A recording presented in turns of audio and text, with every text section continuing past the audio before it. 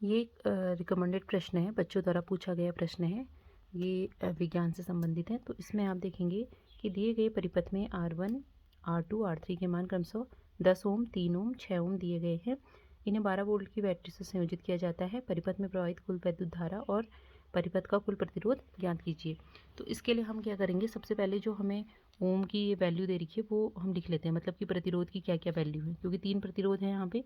तो यहाँ पे जो है R1 कितना दिया है हमें, और R2 कितना दिया है, और R3 कितना दिया है, ये पहले लिख लेते हैं। ठीक है, तो यहाँ पे हम लिखेंगे, ये दे रखा है हमें 10 ओम, ये दे रखा है हमें 3 ओम, और ये दे रखा है 6 ओम।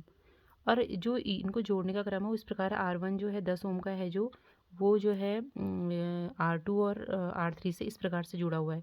अब ये दोनों देखो, इनके जो पॉइंट हैं, ये दोनों का जो ये वाला सिरा है, बायां सिरा, वो यहाँ पे जुड़ा हुआ है, और इन दोनों का दायरा सिरा इधर जुड़ा हुआ है। तो ये दोनों क्या है, समांतर क्रम में है।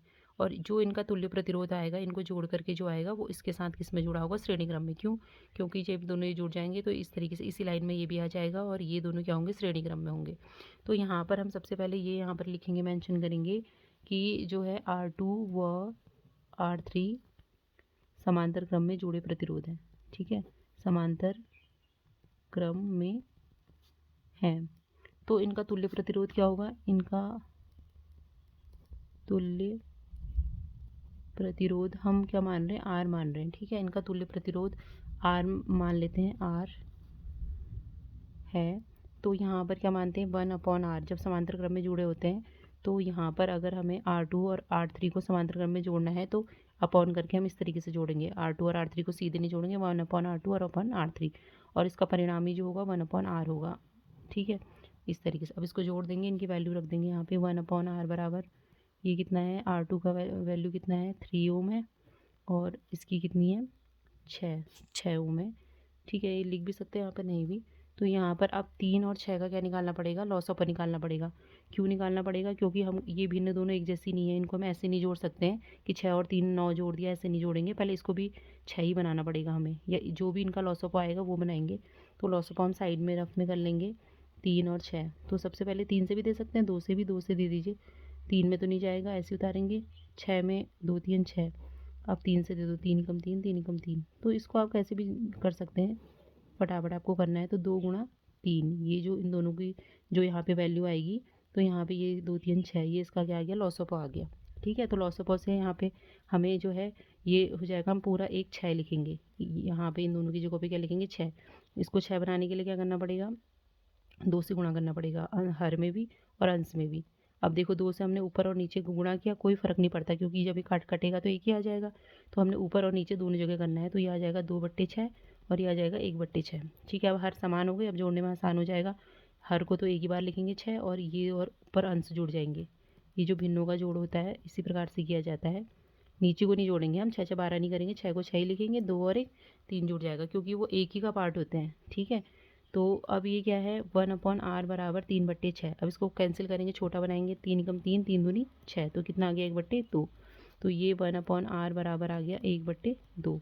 अब हम इसकी वैल्यू निकालेंगे यहाँ पे से, कितना आएगा देखो, आर की गुणा 1 में हो जाएगी तो आर ही आ जाएगा, 2 की गुणा 1 में हो जाएगी तो 2 आ जाएगा, तो 2 ओम आ गया ये।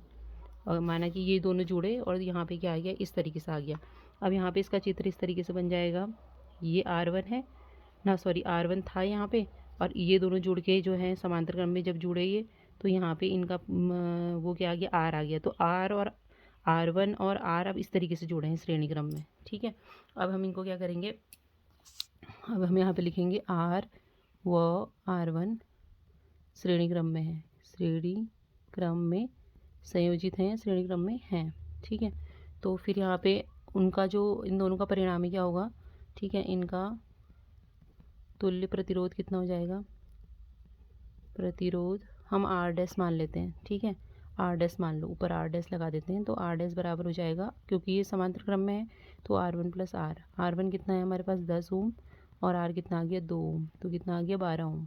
तो टोटल हमारा जो लास्ट में जो परिणामी आया परिपथ में, टोटल प्रतिरोध आया वो ये आया। एक तो उसने ये पूछा है टोटल प्रतिरोध, अब पूछा है परिपथ में प्रवाहित कुल धारा। तो परिपथ परिपथ में प्रवाहित कुल धारा, ठीक है, माना कर देते हैं आगे, माना आई है। ठीक है, तो अब हमारे पास वी कितना है, वी वो जो इसने वो दे रखा है हमें, क्या दे रखी है, बैटरी का वो दे रखा है 12 वोल्ट की बैटरी से इसको संयोजित किया, तो हमारा यहाँ पे जो है विभवांतर या हमें जो दे रखा है वी का मान ये कितना है, 12 वोल्ट। ठीक है, तो यहाँ पे जो ओम का नियम कहता है कि आर बराबर होता है वी अपॉन आई, ये आपको पता है। ठीक है, तो हमें क्या निकालनी है, धारा निकालनी है, तो इसी से क्या होगा कि धारा बराबर क्या हो जाएगी, वी अपॉन आर, आर नीचे आ जाएगा, इसी से ये सूत्र बन जाता है। ठीक है, तो आई हमारी निकालनी है, तो वी हमारे पास 12 है और ओम आर का मान कितना है, 12 है, तो ये क्या होगा, कैंसिल हो जाएगा और एक आ गया, तो आई का मान क्या आ गया, 1 एम्पियर। ठीक है, तो हमें ये दो चीज़ पूछी थी इसने, ये और ये, हमने इस तरीके से इसको